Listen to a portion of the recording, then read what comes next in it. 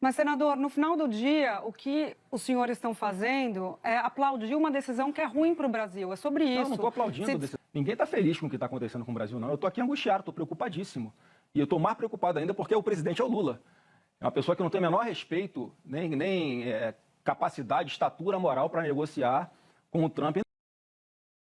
Queridos amigos, sejam todos bem-vindos uma vez mais ao seu canal de notícias, política, críticas e análises. No vídeo de hoje trago um recorte de uma notícia absurda, porém com uma análise preciosa e crítica. Vamos reagir juntos a essa matéria? Houve a aplicação dos 50% no Brasil, uma repercussão positiva na oposição, no partido do senhor, na família do senhor, agradecendo a Trump, elogiando. Uma medida que tem um impacto ruim para o Brasil, evidentemente, o senhor conversa com as pessoas dos setores produtivos, pode ter impacto em emprego, pode ter impacto em crescimento, pode ter impacto em renda. E aí a defesa da anistia, como se fosse a anistia mais importante que o Brasil. É isso que vocês estão passando, essa ideia de que o interesse pela anistia do ex-presidente Bolsonaro vale mais do que o que pode acontecer com o Brasil, os efeitos ruins para o Brasil. E aí também derruba esse discurso de defesa nacionalista que o PL, o senhor, o partido do senhor tem, né? Bom, Júlia, boa tarde, Júlia, Camarote, Otávio, todos que nos assistem. O grande problema está aí, Júlia, quando faz-se o diagnóstico errado e tenta-se dar o remédio errado. A gente tem que fazer o diagnóstico certo. As coisas não começaram a desandar no Brasil agora, não foi ontem, não foi ano passado. Há muito tempo já, esse ativismo judicial que acontece aqui no Brasil, em especial por parte do ministro Alexandre de Moraes, ele vem bagunçando literalmente toda a nossa democracia. Desde o primeiro, ou melhor, na campanha de 2018 ainda, já criava-se essa aura de que o presidente Bolsonaro se elegeria, que tinha um risco de haver um golpe militar. Passaram os 4 anos, nada aconteceu.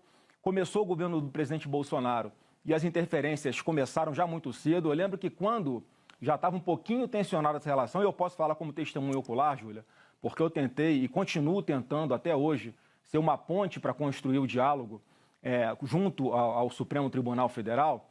Vocês vão se lembrar que em 29 de abril de 2020 ainda, 1 ano e 4 meses de governo Bolsonaro, vem aquela decisão do ministro Alexandre de Moraes de impedir que o então delegado Alexandre Ramagem assumisse a diretoria-geral da Polícia Federal. De lá para cá, foram várias vezes em que houve uma interferência direta no Executivo, praticamente fazendo de tudo para dificultar um governo do presidente Bolsonaro. Isso se repetiu dentro da eleição, com Alexandre de Moraes, presidente do TSE, desequilibrando completamente a disputa eleitoral que nós tínhamos contra o Lula, e de lá para cá uma perseguição sem fim, atropelando o devido processo legal, atropelando tudo, e agora, por último, a liberdade de expressão. Então, eu acho que a gente tem que entender o contexto de tudo isso, porque a sanção que o Trump impõe, Júlia, ela não é meramente econômica, todos nós sabemos disso. Ela tem um viés, sim, político e tem um viés econômico, porque é claro que o Trump olha aqui para a América do Sul e enxerga muito claramente para onde o Lula está levando o nosso país. Então, tem esse cenário todo, e aí sim, aqui tem o remédio, e eu digo o seguinte, Júlia, que a gente tem que tratar isso tudo com muita seriedade, com muito equilíbrio e com muita responsabilidade, porque senão o Brasil vai sofrer muito, e não é o que eu torço, não falo isso aqui com nenhuma alegria. Eu também fiquei surpreso com uma taxa de 50% sobre os produtos brasileiros exportados para os Estados Unidos. O Eduardo Bolsonaro estava lá trabalhando, e o que a gente tinha notícia aqui é que havia uma costura para alguma sanção ao Alexandre de Moraes. Mas é mais uma prova de que o Eduardo Bolsonaro não consegue manipular o Trump, não tem nenhum controle sobre o presidente da maior democracia do mundo. Ele faz análise de cenário e ele é que toma a medida que ele acha que vai ser suficiente para atingir os objetivos dele. E para concluir essa minha primeira participação, eu fico muito mais preocupado ainda quando eu estou vendo a reação do Luiz Inácio hoje, fazendo chacota, desdenhando, fazendo pouco caso. Parece um pombo que estufa o peito para dizer que fala mais alto, quando, na verdade, infelizmente, o Brasil não tem condições de negociar de igual para igual com os Estados Unidos. Nós estamos falando de um presidente, Júlia, que há poucos dias meteu 100% de taxação na China, que é a maior parceira comercial dos Estados Unidos, e 2 dias depois estão os chineses conversando e negociando com os americanos. E, infelizmente, e o Trump falou isso hoje, que ele não está negociando com o Brasil. Ele não negocia, ele impõe exigências. Olha o perigo disso. Mas, Essa é a minha preocupação e a gente tem remédios, eu vou falar ao longo da entrevista para você aqui, que eu acredito que sejam suficientes para a gente começar a distensionar.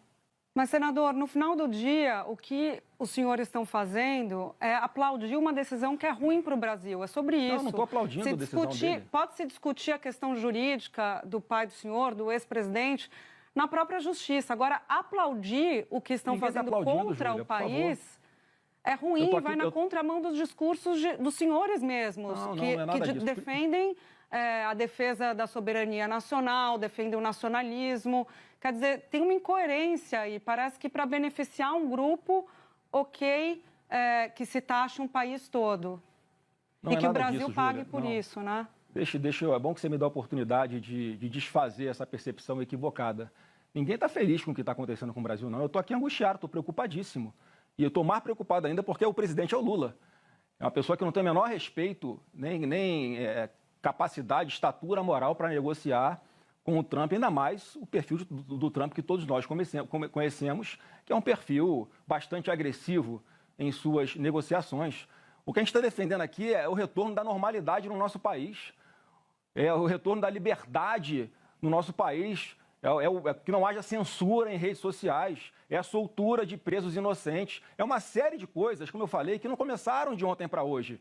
Há muito tempo, Júlia, que o Alexandre de Moraes vem atropelando todos os direitos e garantias constitucionais dos brasileiros, dos advogados, inclusive dos seus pares. Ele atrai o Supremo Tribunal Federal inteiro para um buraco negro que não era para estar o Supremo todo. Mas como a maioria está dando suporte para ele fazer o que está fazendo, você é testemunha, Júlia. Eu já te dei entrevista falando isso. As pessoas que estão me assistindo sabem como é que eu venho alertando isso há bastante tempo. Eu dei uma entrevista ano passado ainda, em que eu falava que a minha preocupação era que chegasse o momento em que o Brasil fosse tratado como foi a Venezuela, no governo Biden ainda. Porque lá não houve eleições limpas, porque o Maduro tirou a Maria Corina Machado na mão grande da disputa presidencial. Naquela época, o acordo que foi feito para que o Biden não sancionasse as empresas de petróleo venezuelanas foi que houvesse eleições limpas. Ele não fez. O voto impresso, gostem ou não da palavra, o voto impresso garantiu que o mundo inteiro soubesse que lá houve fraude nas eleições. Eles estão sendo sancionados até hoje. A sanção começou no governo do Biden. E eu falei isso lá atrás. E chegou a hora aqui no Brasil, e nós temos pouco tempo para conseguir, nós aqui, darmos uma solução antes que chegue o dia 1º de agosto. Porque o Trump, eu não vejo nenhuma dificuldade, Júlia, de o Trump passar essa taxação de 50 para 100 para 200 ou para zerar. Ou para botar 200 mais a lei Magnitsky, que vai punir pessoas individualmente aqui no Brasil, senador, que na cabeça dele possam estar tentando contra a democracia no nosso país. O senhor não acredita que negociação vai resolver, pelo que o senhor está dizendo. O principal aliado do seu pai, de vocês, o governador Tarcísio, nas manifestações que ele fez até agora, públicas pela rede social, ele fala em abrir diálogo com os Estados Unidos, com dados e argumentos consolidados. Depois ele fala que, na verdade, o Lula colocou a ideologia acima da economia, que o problema é econômico e esse é o resultado. Por que o Tarcísio não está fazendo o discurso que o senhor está fazendo? Big Techs, anistia, etc, etc. Olha, Otávio, tem que perguntar para ele. Eu vi hoje que ele fez um movimento de conversar com o encarregado de negócios dos Estados Unidos. Eu não sei o que é que ele tratou lá. Agora, eu estou dando uma entrevista aqui. Obviamente, talvez eu esteja um pouquinho mais atualizado do que o Tarcísio no que está acontecendo e tenho uma leitura, ou tento ter uma leitura um pouco melhor do que está passando na cabeça do presidente dos Estados Unidos. Ou seja, Tarcísio estaria desatualizado ou errado? Não, o Tarcísio está no papel dele de como governador do maior estado do Brasil, maior PIB do Brasil, tentar alguma coisa em defesa das empresas do seu estado, que obviamente é o maior exportador, o estado que mais exporta produtos dos Estados Unidos é São Paulo. Ele está na obrigação dele, inclusive, fazer isso. Mas agora, ele não fala em anistia. A negociação dele vai resolver?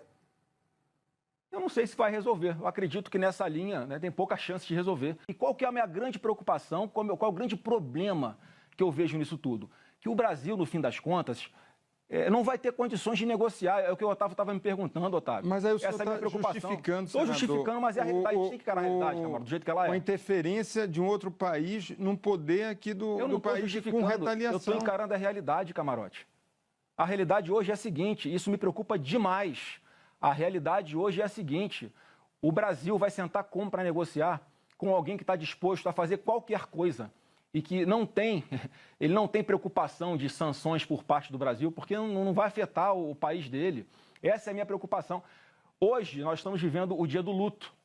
Mais uma vez, a gente está aqui angustiado, sofrendo, preocupado, tomamos um remédio muito forte, que era contra a nossa vontade, mas daqui a algum tempo esse efeito vai passar e a gente consegue resolver antes, pelo menos, de 1º de agosto, quando entram em vigor essas sanções de 50% de taxas sobre os produtos brasileiros, com essa anistia aprovada rapidamente no Congresso, já que eu sei que tem votos lá para aprovar, ela não é pautada por causa de ameaças de ministro do Supremo.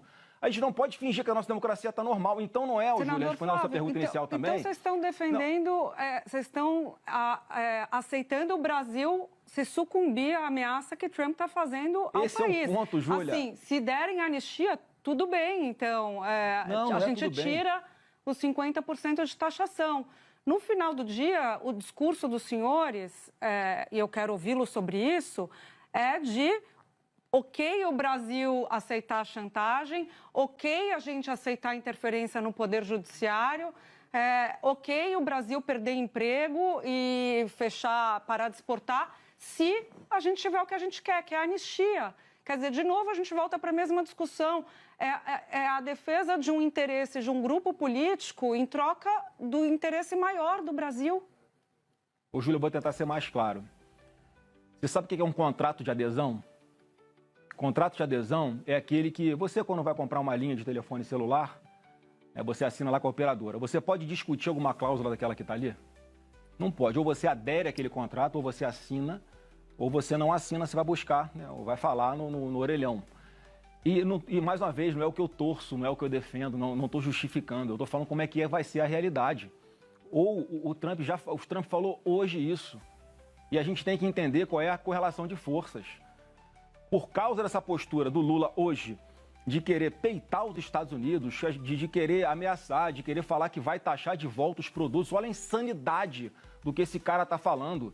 Parece que ele quer tocar fogo no Brasil de uma vez. Mas a democracia brasileira não é um contrato de adesão, mas eu tô senador. falando, Júlia, mas o problema, mais uma vez, pelo amor de Deus, não é o que eu acho, não é o que você acha, não é o que seria o ideal, não é o que é justo. É o que é. Apesar do absurdo dessa notícia, a gente ainda tem um alento, uma ponta de esperança por dias melhores, com profissionais da comunicação deste gabarito para poder nos informar, nos alertar e principalmente nos trazer a verdade. Comente aí o que você achou dessa análise, deixa sua curtida para ajudar o vídeo na plataforma e te espero no próximo vídeo. Um forte abraço.